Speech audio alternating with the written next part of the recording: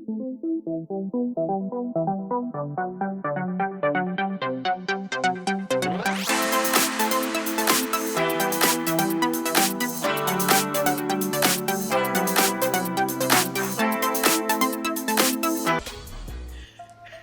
here. Welcome back to my channel, Lovely Living. If you're new here, welcome. If you're returning, thank you for coming back. Tell a friend to tell a friend to come subscribe to me, okay? But yeah, y'all, this is long overdue. We've been in Korea for a minute, and I need to give the people the 411 because honestly, when I was putting out my videos, I didn't think they was getting to my target audience, but as of late, I feel like it is. So I feel like I have a lot more to share, and I haven't been doing, my due diligence as far as sharing the information for the girlies and the guys. So today is going to be a video about everything from travel to finance to housing to before you arrive, after you arrive. I'm going to try to give y'all the rundown on kind of every little thing, because all the videos I've been seeing have not been a rundown. They've been like, oh, some things I should have known before I got here, or just like showing the process, which I also did. I showed the process of us like traveling here, flying here, but the information that people have been personally asking me about has nothing to do with that. It does, but they want to know the nitty gritty. Like, what's up with EFMP? Like, does everybody need that? Like, how long is that supposed to take?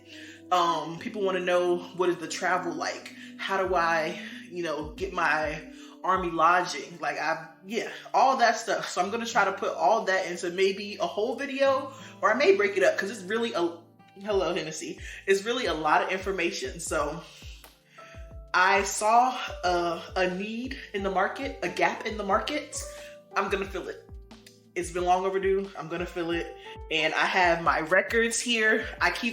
Listen, this was our travel binder. It's a little messy and it has a lot more things in it than it should at this point.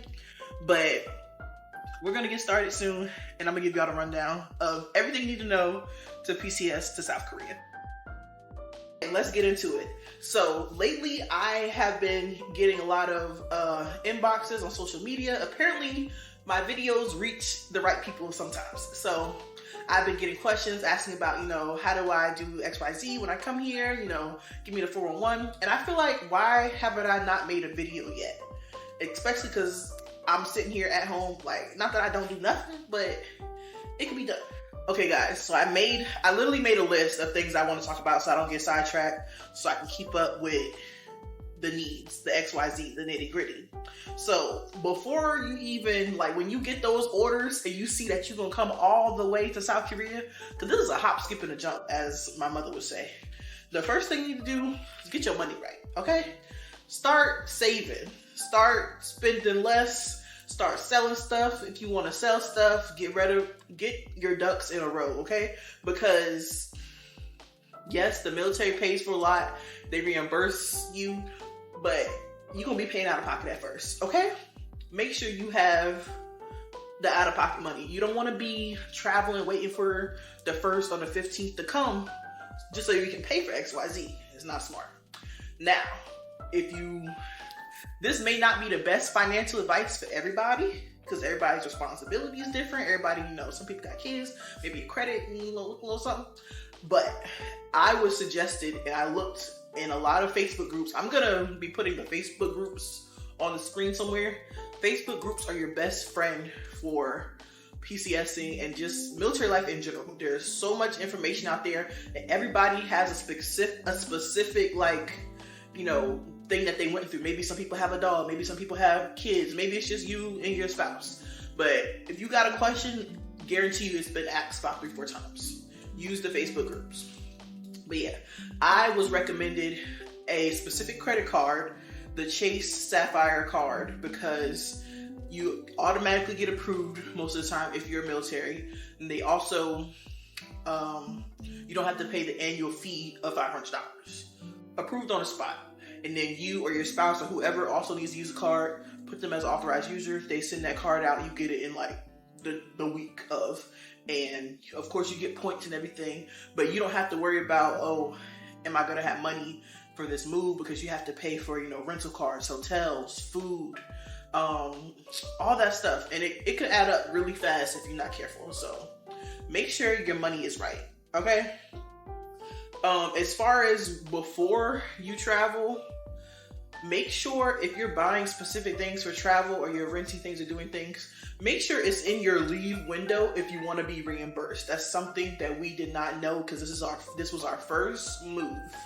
So if you're maybe buying like luggage, anything pertaining to the travel specifically that you can wait to buy it in that leave window. And when I say leave window, I mean whatever's on your specific leave paper and your travel paper, those travel days.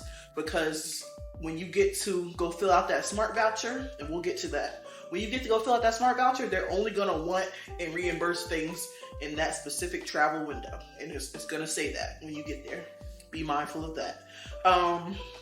Save your receipts. Make sure you save your receipts for your hotel, your food, rental car. Anything that you buy within that time, make sure you have a receipt, because they're not just going to be like, oh, whatever. If you're not a person who saves receipts, you crumble up receipts right away, because my husband was good for that. I had to get him out of that. As soon as we walk out the door of a store, he's crumbling up receipts. I'm like, sir, give me that. You don't know what's going on. Anyway, make sure you have your receipts. I literally specifically bought this little book off Amazon. I still have the receipts, y'all, because I was like, we're going to get all this money back. I got gas receipts. I have rental car agreements. I have the ticket stub from the airline because we had to pay extra for baggage, and we got that back.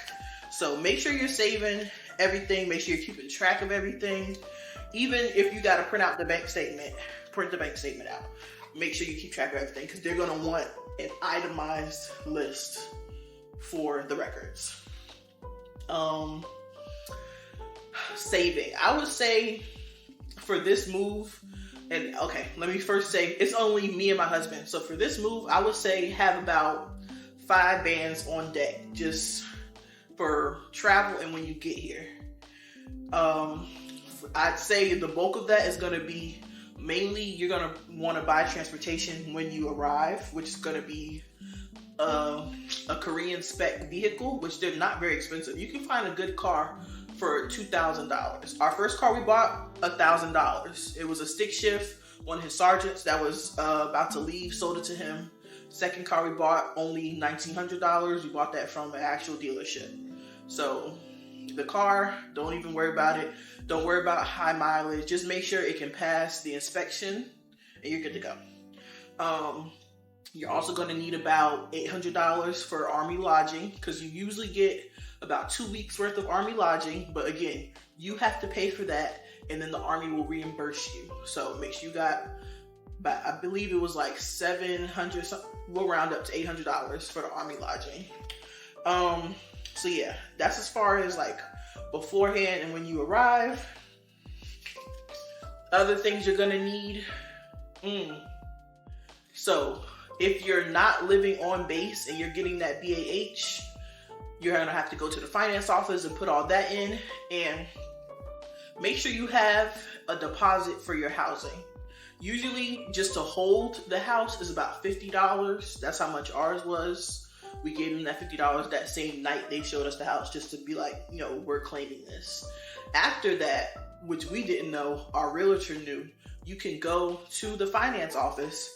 They will give you, like, they will front you the money for your actual deposit, which was about $1,500, something like that, for our housing. They will give you that up front. The only caveat to that is you can't pay it back when you want, not when you want to. Like, let's say your check comes, you want to go ahead and pay them back right away. You can't do that. They're automatically going to take it out of your check for the however duration, and they're going to tell you this before they even give you the money. They're going to take it back out in increments probably over the next year. It's annoying, but that's just what it is. Okay, when you arrive here, you can use your credit card for anything on base, of course. On base, USD is going to be the preferred method. If you go outside of this gate, pay in won. Even if you have to get money out of the ATM, take it to the converter across the street, pay in won. It's going to be a lot cheaper. It's going to be easier for you. Also, if you go outside the gate and you do pay with your credit card and they ask you USD or won, always hit won, because USD is going to be like $3 higher or 3% higher. It's just not a good conversion. Pay in won and let your bank do the transaction for you. As far as also that, always take out USD from the American ATM and then convert it to won somewhere else. Don't take wons directly out the bank. It's not a good conversion for us either. So that's all that I can think of as far as like finances and dealing with the money right away.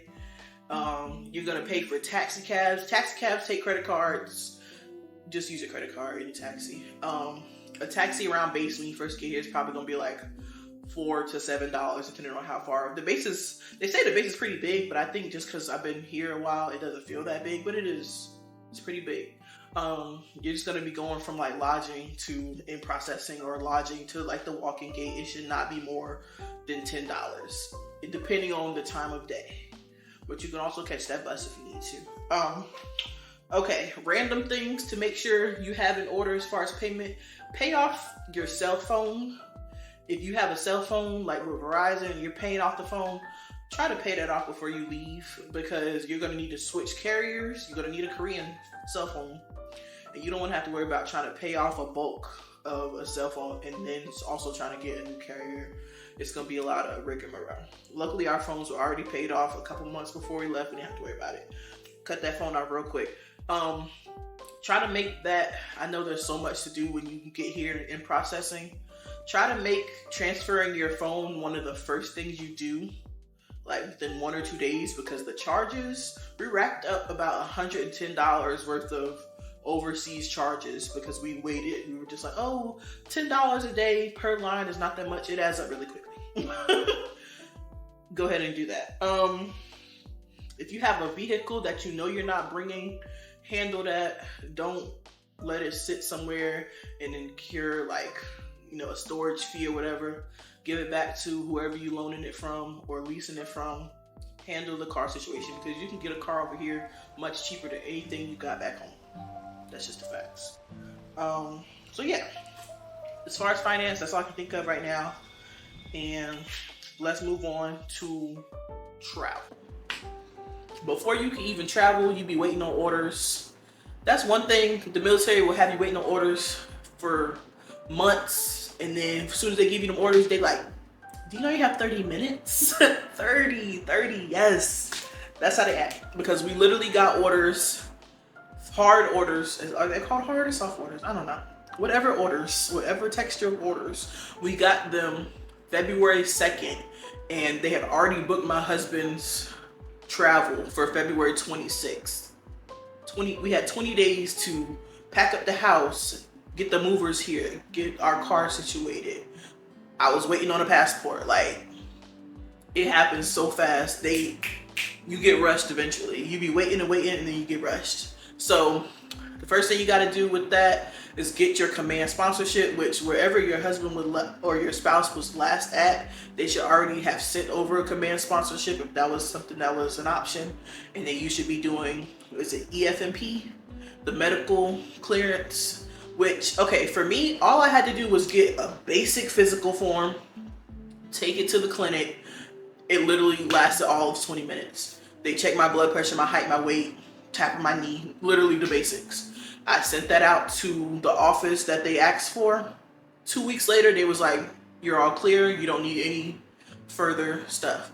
For some reason though, and I've heard this multiple times, it's taking so long for people to get back the clearance for that, even though they have no medical needs, which by my count, which I'm thinking from what I've seen, EMFP is for people who have, medical needs, and they need to make sure whichever installation you're going to can help you with those medical needs. So I don't know why it takes so long, but that's just something that it does. Make sure you actually have command sponsorship, because apparently some people have been told they had it and it didn't have it and then they couldn't go. I've heard that. Make sure your name is on them orders. You and your spouse names on the orders. Apparently, even if you got a dog, the dog name got to be on the orders. So when we move, this dog gonna be on the orders. Make sure if you're trying to fly out the same time as your family, y'all all want to fly together, because that was a big deal for us. His ticket was already booked for February 26th, which means my passport had to be here by the 20th. I was crossing my fingers. I had ordered it and expedited it, but y'all know how the passport offices be. Listen, my passport got here on the 9th, so I was fine. But that lady sat there and told me, she was like, I'm not booking nothing, and if your passport don't get here by the 20th, we're gonna send him on and you're just gonna have to wait. She was not nice about it. So yeah, make sure you at least have your, what is it called? Your tourist passport or your no-fee passport. You need to have one of those. If you have a tourist passport, you're fine, you're good. They can book that ticket, and then you can just get your no-fee passport done, and they will ship it here. Because that's what they did for me. I had already, done my no-fee passport, but it still takes that, 4 to 6 weeks or whatever. They mailed it to the passport office here, and I went and picked it up, got my visa and everything. What else? Now, something that we were unaware of was what UAB was, which I believe it is unaccompanied baggage. Things that you're gonna need right away, like maybe like your kids' stuff or bedding, maybe some pots and pans. I really don't know. This is our first move and we didn't have any UAB. Everything was in the HHG, in the housing stuff, because we didn't have anything that we specifically were gonna like need to get there before 3 months. And we didn't have time to figure it out. So everything was in HHG. And even though I'm giving y'all this information right now, find things out for yourself. Don't just hear one thing and go with that and take that as law. Because even for what my husband's command was telling him, like, because he was in AIT before this, they were telling him that, your house goods are probably not going to be picked up for a while because they're going to be on like back order and blah, blah, blah, blah, blah. So he was under the impression that we were going to have to wait months for them to come pick up our stuff. They came, when we called or emailed them, they came like literally 2 weeks later. On the scheduled time that we needed them to come, they came.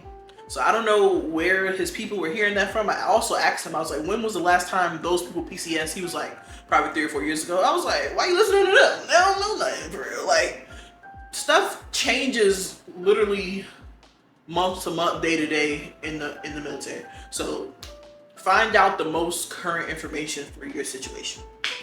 So yeah, that's as far as pre-travel stuff. Make sure you have your documents, copies of your documents, copies of your license, copies of your social, your birth certificate, copies of your voter registration, copies of everything, multiple copies, so everybody in your family, keep them somewhere safe. Ours are in this binder.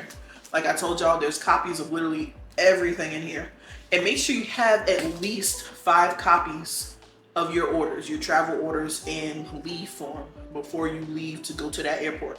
Because they're gonna need it, they're gonna take it from you, and they're gonna like stamp it with your ticket. You're not gonna get it back. You don't wanna be fumbling around trying to find somewhere to print at the airport knowing that you need another copy of something. However, if you do need another copy of something, go to the USO in these airports. Very helpful service. We never knew about it before. Why am I holding this dog's chew toy? Anyway, yes. So, use the USO. It was the USO was actually a better lounge than the Chase Sapphire Lounge in both airports. Crazy.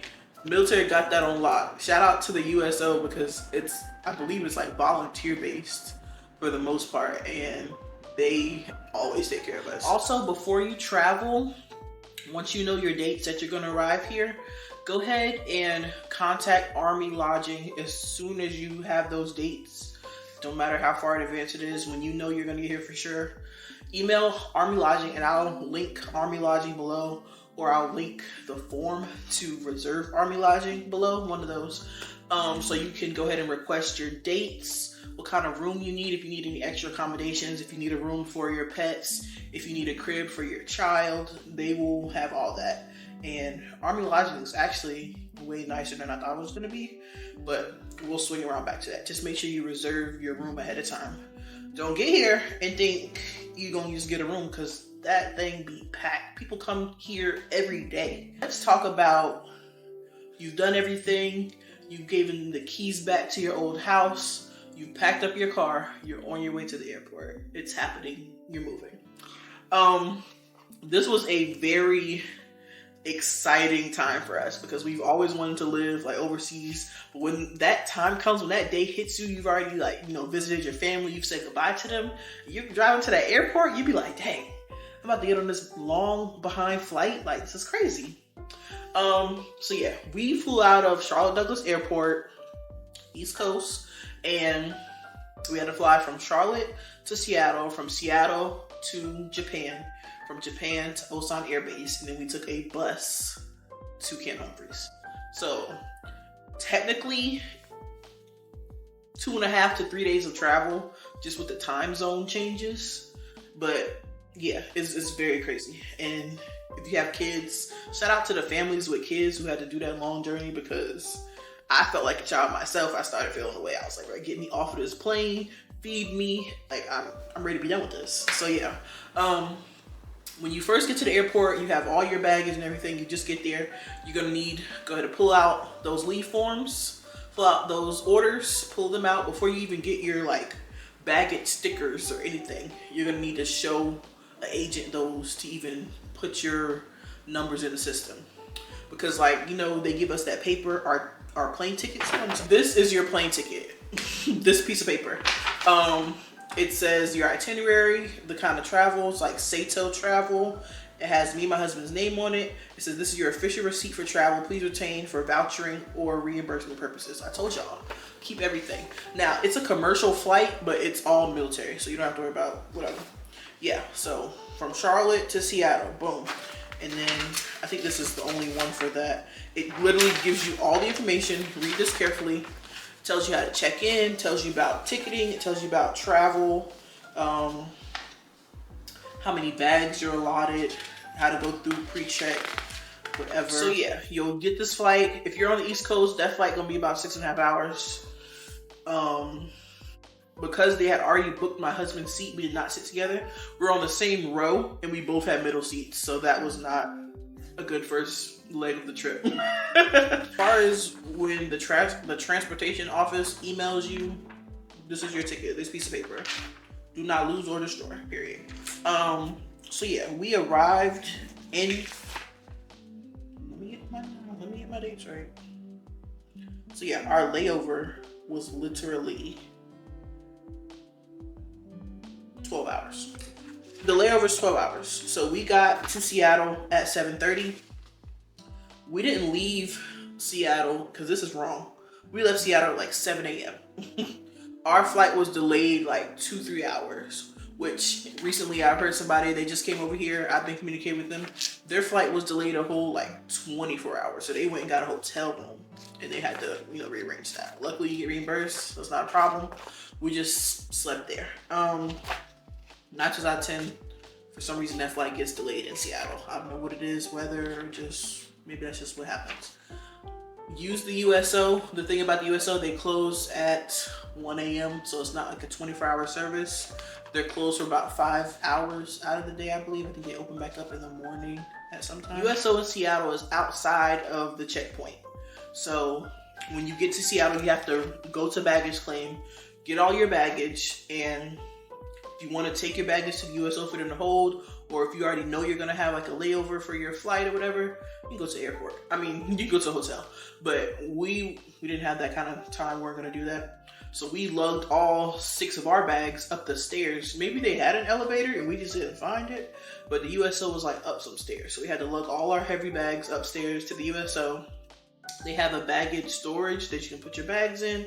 They have kids rooms, playrooms. They give you like diapers and all this stuff. They have computers. They have lounges. They have showers, hot food, cold food, snacks. They have all that stuff for you. And you can, I believe you can stay there until midnight. They do this briefing where they kind of give you the rundown of what to expect when you go to check in. They tell you where to check in, what line to stand in if you have family and you're accompanied or you're unaccompanied. They tell you what documents you need to have, and they tell you if you don't got them documents, go to that computer, print them out. So they do that, and then if you've given them your bags, claim your bags, and you get out of there. The advice I would give about this, because check-in for these flights usually happens in the morning around 2:30 a.m.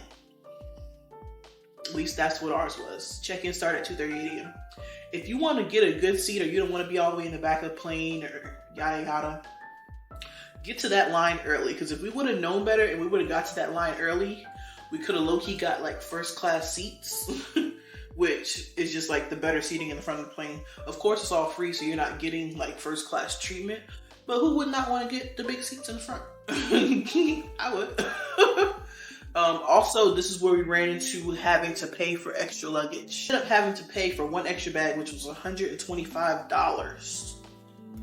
$125 for extra bag. As far as the nitty gritty of the long flight from Seattle to Japan, because I believe that you always have to stop in Japan for some reason. Don't know why. I think it's just the first land that you see in like 10, 11 hours. So they have to stop there. People are going to come on board. They're going to brief you for like 30 seconds, just telling you what to do and what not to do. If you have pets, you'll be able to get your pets and give them a bathroom break. There's also going to be food in the lounge that they hold you in or whatever. And something funny that happened, they literally told us we're on an airbase to do not take pictures on the tarmac, because they literally just have you on the tarmac and you walk over to the doors. As soon as we got out of the plane, the person in front of us was like, I was like, they literally just told us that they was going to confiscate our phones. They did not confiscate her phone. Maybe they didn't see her. Maybe they just didn't. I don't know. But I was like, some people are just hard-headed. Like, it really like flabbered my gas, because I was like, girl, they literally just, maybe she didn't hear. I don't know, whatever. So yeah, try the food in there. They're gonna have like snacks, chips, candy, whatever. They're also gonna have hot food in like a little case. You might not see it at first because it's off to the side in the corner.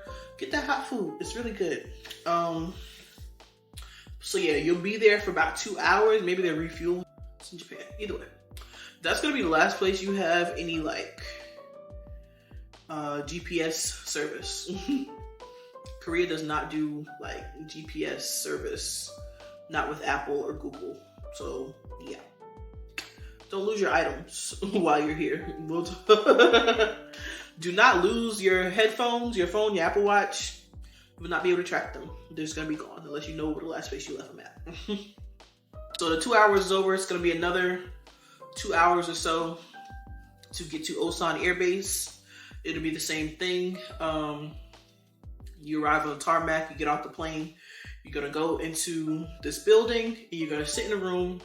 You're gonna say all unaccompanied soldiers at the front, families kind of sit in the back area. Someone's gonna come up there and talk to you. They're gonna tell you, they're gonna be forms on the seat, 2 different forms. You fill them out with your name and blah, blah, blah, blah. Whoever's in your family, everybody gotta fill one out. And another card is gonna be things that you're declaring, just like when you go through customs. I've never been through customs before. They're gonna give, and someone's gonna be up there walking you through these steps. If you have any weapons, any sexual paraphernalia, I don't know.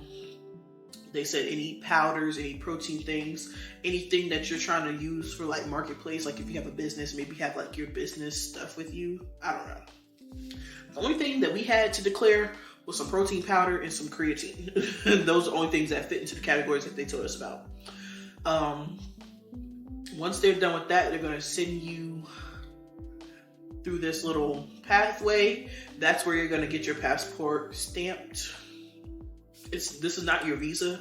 This is just your passport stamped into the country. And then you go out, you get your bags. That's going to probably take a while because there's probably about 100 different families or people on this plane, maybe more. It's a lot of baggage. You're gonna get your bags. When you do get your bags, everybody's gonna be laying their stuff out because they have to search and find those things that you're declaring. They need to see them. You have to have eyes on them. So get that stuff out of your bag. go over to the people that are like right by the door. They're gonna ask you for your little cards that you filled out, hand that to them. They're gonna look at the little things that you declared, make sure it says, you know, whatever. It's not, you don't have to be like the brand of protein powder. Just put protein powder, whatever. Show them the protein, the jar, whatever. They're gonna be like, great, go. You hop on the bus with your luggage. They're gonna ask you for a copy of your orders again. Hand them your orders on the bus. So people they're gonna keep them, look over them, make sure you're going to where you're supposed to be going. You're on the bus. You're headed to Humphreys. When we got there, it was pretty late at night, so it was really dark. I fell asleep, honestly. I have no idea how long it takes to get from Osan to Camp Humphreys. Couldn't tell you. Then as soon as you get to Camp Humphreys, you have to go. They immediately take the soldiers to a short briefing. It's probably like 10-15 minutes. They tell you the family can come in there, but everyone was really tired and most people had kids. So it was only me and one other spouse kind of went in there. They were just telling them what time to report in the morning, how to get to where they were going, if you want to take the bus or the taxi. They were showing them the building that they would be in processing in, and they give you a map. They give you a list of restaurants that you can, because people need to feed their kids and whatever. They give you a list of restaurants that is on the side of the base where lodging is. And they also told you like how to get those things delivered, because you're not gonna have a car or anything. And that was pretty much it. It was just something to give you like some really quick tidbit information. How to get around, how to eat, and then where lodging was and pertaining to wherever. And they were like, all right, bet. See you in the morning. So finally, we're at lodging.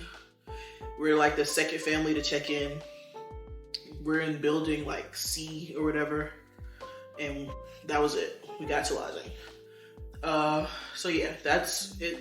That whole travel experience takes so much time. It's very draining. You'd be glad to hit that hotel bed once you get there. So yeah, as far as travel, that's all I have. Make sure you have something to entertain them children, or yourself for that matter. They do have movies on the plane. They give you headphones to attach if you have the little jack. They give you that little, that makeshift pillow and blanket, whatever. You can't get comfortable for real. Kudos to the people that can fall asleep, me, but it's pretty dreadful. I wish the meals were closer together. That was my fault. I should have brought snacks. Why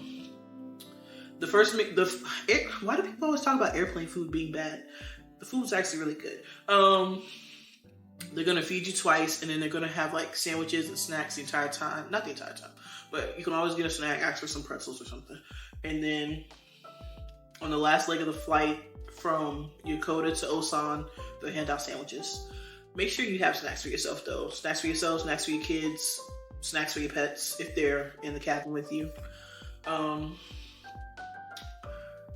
It's a long flight. Being over water for that long was really crazy, especially if you've never done intercontinental travel before, which I haven't. Yeah, you're just looking at the little map on the screen. And you're like, yep, 7 more hours. I'm like, what? I'm in a tin can. Please let me out. But yeah, it's worth it once you get here. You're like, oh my God, I'm in Korea. It's crazy. So yeah, that is PCSing to Korea, pre-travel, and that small part of traveling. I will talk about first things when you get here, living in lodging for those 2 weeks, what to do, where to go, things you need to get done in processing. And remember, I'm doing this all from the standpoint of a military spouse. So if you want to get specific information about a soldier, you're going to have to watch a soldier's video.